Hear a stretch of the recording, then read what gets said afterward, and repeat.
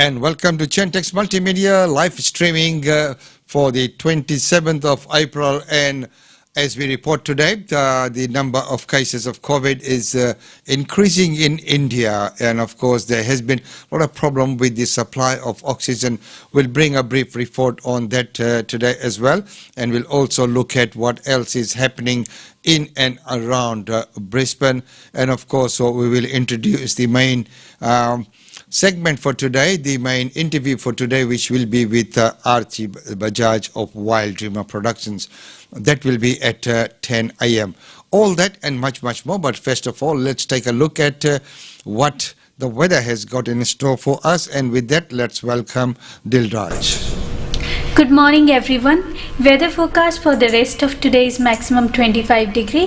Brisbane area is partly cloudy with a slight chance of a shower. Light winds becoming southeasterly 15 to 20 km per hour in the middle of the day and then becoming light in the evening. Fire danger is low to moderate. Sun protection is recommended till 20 past 2 in the afternoon and UV index is predicted to reach 6, that is high. Till tomorrow, stay safe and enjoy the rest of. And thank you very much for that update, Dilraj. And as we know that this is a long weekend leading into another long weekend. And we had the Easter that we've just gone through. So, and today we might be joining a little bit later on with the Premier and of course looking at that situation in India as well. But first of all, it is reported that in India, a person is being killed every minute due to COVID-19. Let's take a look at that report.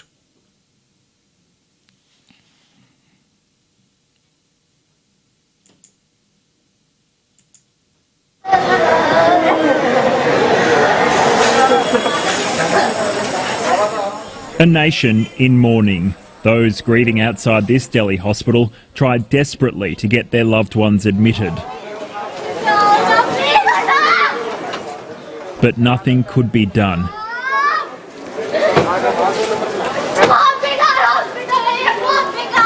There's no capacity here or elsewhere. Those left behind wonder, why wasn't the government better prepared? If this would have happened like last year, then it would have been okay. Nobody knew about it. But they got a year and they wasted it completely. As Delhi enters a second week of lockdown, hospitals continue to raise the alarm about dwindling supplies. Some have come within minutes of running out of oxygen. Please do something and please release some oxygen supply. People need it here. Funeral pyres are being hastily assembled across the capital. The workers can't keep up. In Delhi, one person is dying every 4 minutes. A person cannot live here in Delhi. A person cannot even die peacefully in Delhi. The international community is coming to India's aid, with hundreds of ventilators being flown in from Singapore and the UK. Australia is considering what it can do. India is literally gasping for oxygen. We are in a position to be able to supply non-invasive ventilators. We're in a strong position on that front. As the virus continues to burn out of control, Australia is considering more travel restrictions. There's still 8,500 citizens and permanent residents trying to get home. The consular team here are keeping in touch with people who feel particularly vulnerable. To date, none of those people we've been in touch with have severely contracted COVID requiring hospital treatment. We don't know whether that will last in the future. At a time of public outrage, it's been revealed Twitter complied with the directive to remove dozens of tweets critical of the central government and Prime Minister. Regardless of who's to blame for this mess, one thing's almost certain: this crisis will get worse before it gets better. James Oaten, ABC. And quite rightfully said that it will get worse before it gets better. And it is a very, very grim situation there. I hope things get better soon. Here's another report on the same situation. The COVID surge in India is in its second wave. Hospitals are running out of oxygen. Mass cremations are occurring in city streets. Dr. Giridhara R. Babu says despair is creeping in. The situation is grim and very concerning. one of my younger colleagues broke down because he could not admit more patients because the beds are completely full, and he kept sending the patients to other hospitals. So there is a sense of hopelessness in most people, but then we have to regroup every day morning. People get up and get back to work to save as many lives as possible. There were over 2,700 deaths and nearly 350,000 new cases just on Saturday. And that's generally accepted to be a gross underestimate because testing rates suggest that many cases are going undetected. Many countries are suspending travel from India, and there's no sign yet of the curve flattening. I actually truly think this is on a scale larger than anything we've seen so far during this pandemic. It's a calamity. It's a disaster. Cases were already rising rapidly when the Modi government allowed the Hindu festival of Kumbh Mela to go ahead, with huge numbers of pilgrims gathering on the Ganges. So I think one of the main drivers has been complacency. I think when the cases came down off that first wave peak, there was a very relaxed attitude in India. Things started to look very normal. To put India's response in perspective, Victoria's second wave last year peaked at around 700 cases a day and went to a stage 4 lockdown for 112 days to get it under control.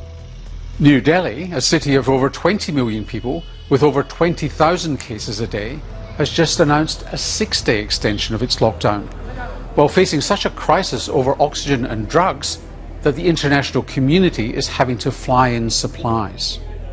Then there's the virus itself. India has new variants of the coronavirus circulating, one of which some believe is more contagious and vaccine resistant. We don't have a lot of information about this new variant. We don't know whether it's more virulent. We don't know whether it's more transmissible. But what I can say is that even without this new variant, we had such strong drivers for disease transmission that this would have occurred anyway. The task of vaccinating the almost 1.4 billion people of India is daunting. So far, despite nearly 140 million doses being administered, only 1.6% of the population is fully covered. Vaccination can't bring transmission under control of these heights, and so we have to go back to the basics that have worked ever since this pandemic started. India will need help to get the pandemic under control. Australia is considering what humanitarian support it can offer, but has also slashed flights. I'm really torn about this issue because on one level, we know we have problems with hotel quarantine here, and any time we bring people in from a high-risk country, we increase our own exposure to risk. But at the same time, we're talking about Australians who are effectively in a war zone, if you like, and whose own lives may be at risk. What happens in India will have a lot of relevance in terms of COVID-19 response all over the world, mainly because higher circulation anywhere in the world is a threat to COVID-19 control in every part of the world. The danger for Australians is that we look down our noses at the way India has dealt with COVID. We need to help India as much as we can, not just in our own interests, but in recognition of its human suffering. I hear and see too many sad stories. I'm just trying to keep myself composed, calm, so that I get to work on what I'm working, and not the sadness around takes away my energy. So it's about self-preservation and how best you can contribute.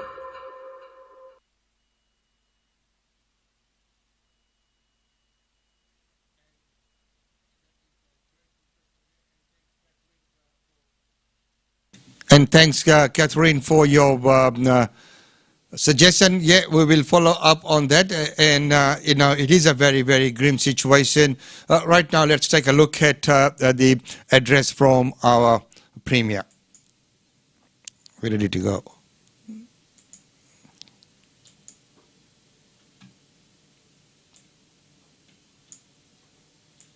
our hospitals is 15, which is fantastic. Remember, it got right up there a few weeks ago, so the fact that we've actually reduced the number of travellers returning back to Queensland has meant that we've been able to process through those active cases, and they've come right down, which is fantastic. So today we've got another opening, and it's the other week we opened the Sumners Overpass, which is now the Les Waters Overpass, but today once again great infrastructure in this state, and this $400 million Ipswich motorway upgrade is now completed, which is fantastic news. 50% commitment from the feds, 50% commitment from us.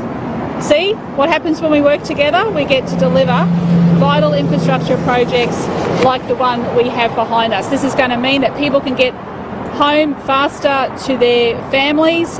Commuting will be so much easier. But what's really significant about this upgrade is that we've actually flood-proofed over the Oxley Creek. Now this is really important because at times of flood and heavy rains, the water would come over the motorway and cause it to be either shut down or stopped for a period of time.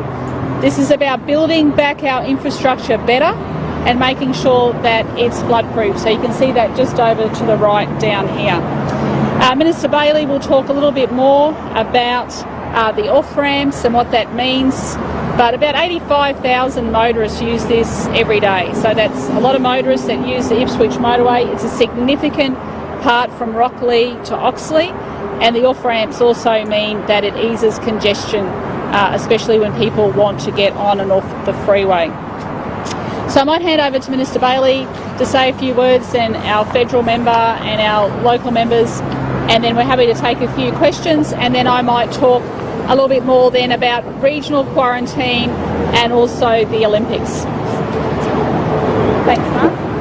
Well, thanks very much, Premier. Great to join you here with Jess Pugh, Peter Russo and Federal Member Milton Dick. This has been a fantastic project.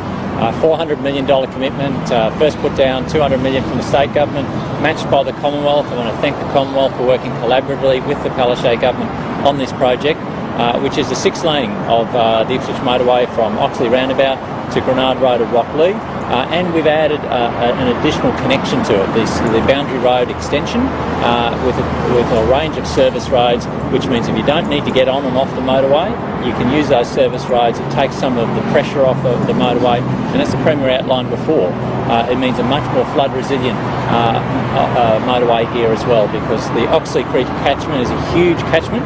So when we get some heavy rain and big rains, we do get a lot of water coming through here, and it's lifted the whole deck considerably to make it much more flood immune. So that's fantastic news, and we've had 470 jobs on this project, and as part of this major road upgrade we see 6.5 kilometres of new cycleways as well. So we've built 7 new bridges. A couple of those have been active transport bridges, and it's now created a whole new active transport corridor between Oxley and Granard Road, Rocklea, with an underpass and a connection down to Inala that never existed before. You would never cycle on the Ipswich motorway for fear of your life before. Now you can do it safely, separated. And that's what we do when we do these big road upgrades that not only benefit 85,000 motorists a day and 12,000 heavy vehicle drivers every day, and improve our productivity for jobs in the economy, but it also means we retrofit for active transport while we do that. We did that on the Gateway Arterial North, we're doing that on the M1, we're doing that on a whole range of projects like the Bruce Highway south of Cairns, and that's smart use of funds for infrastructure. And it's a real pleasure to be here to see it open today, and I think motorists are really, really happy to see the outcomes because of this. And that is a very happy outcome there on that opening of that, and it is wonderful. Right now we go to Perth, where the lockdown has ended, but I mean people have still been asked to stay vigilant.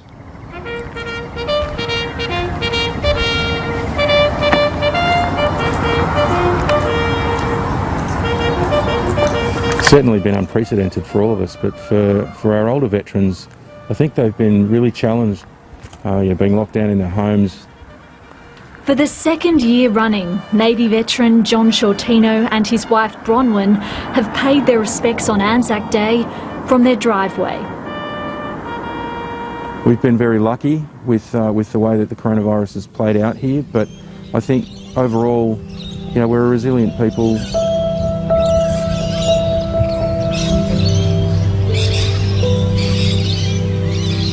Strict stay-at-home orders in the Perth and Peel regions upended long weekend plans and saw the revival of a mask mandate for millions of people.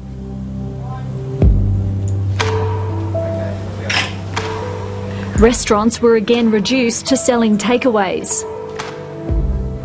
Horrendous, in a word. Hospitality suffered greatly. We would have had a great weekend, so we had hundreds of bookings, so it hurts. Many made the most of their 1 hour of permitted outdoor exercise. It is pretty harsh, but then, it's a pandemic, isn't it? I think they're doing a great job, but I'm perplexed as to the sort of tough stance in putting us all into lockdown. But on the other hand, it's an unknown quantity, isn't it? Perth's second lockdown in less than 3 months was sparked after transmission of COVID-19 between guests at this quarantine hotel, the Mercure. A Victorian man tested positive after staying in a room adjacent to another positive case who had returned from India. The man was in the Perth community for 5 days before being tested, resulting in hundreds of close contacts. My name's Nicole. I flew from London on the 2nd of April. UK nurse Nicole Carter was one of those close contacts. She stayed on the same floor as the positive case and has to complete another round of quarantine. Everyone that was on that floor, I think, has to do the 14 days. The 24-year-old was granted an exemption to work in nursing homes. She's already had COVID and is fully vaccinated. To get that phone call, I was like, no, not now. But I do understand why they've done it, and yeah, I accept that it's just one of those things. And I think the hotel room that I've got now is definitely a little bit better than the one at the Mercure. The breach has reignited debate about the suitability of hotel quarantine and the risk of airborne transmission. Experts say that can occur via airflow in and out of rooms and in corridors. The single biggest risk that remains is ventilation. That's the one that needs to be addressed nationally. We need to stop arguing and find a way to improve the ventilation standards both in hotel quarantine and alternative facilities. Dr Taran Wiramanthri recently conducted an independent review of hotel quarantine arrangements in WA. He argues that more remote cabin-style quarantine facilities, such as this one at Howard Springs, should be considered. It is possible to at least consider whether we should be building more of those facilities or repurposing current facilities. And this should not be a blame game between the federal government and the states.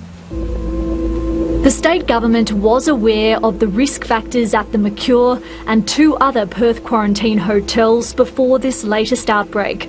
A report received by the Chief Health Officer on April 8 identified them as being high risk for ventilation issues. The Premier was informed of the CHO's advice on April 16. I accept responsibility for everything. I accept responsibility for everything within Western Australia. But Labor Premier Mark McGowan, who won the state election in a landslide last month, says it's the federal government's responsibility to manage quarantine and wants to see immigration detention centres like Christmas Island used again. Those facilities are sitting there, they're available, it's just the Commonwealth doesn't want to use them.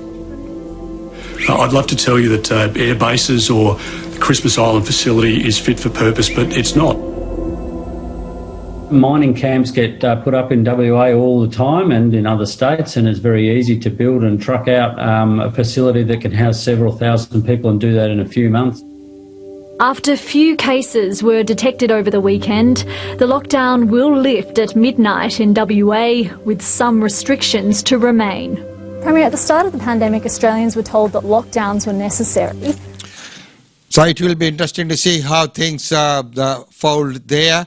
And of course, that's about all we have for you in this segment. Don't forget that at 10 a.m. we get back on with the interview for today, and which is with Aarti Bajaj. So, the conversation there, which is a very lively, wonderful conversation that's taking place between myself and Aarti Bajaj from Wild Dreamer Productions and their new production that's about to be released. We'll find out all about that at 10 a.m. So, ladies and gentlemen, that's about all we have for you in this segment. Until the next segment, it's goodbye from me.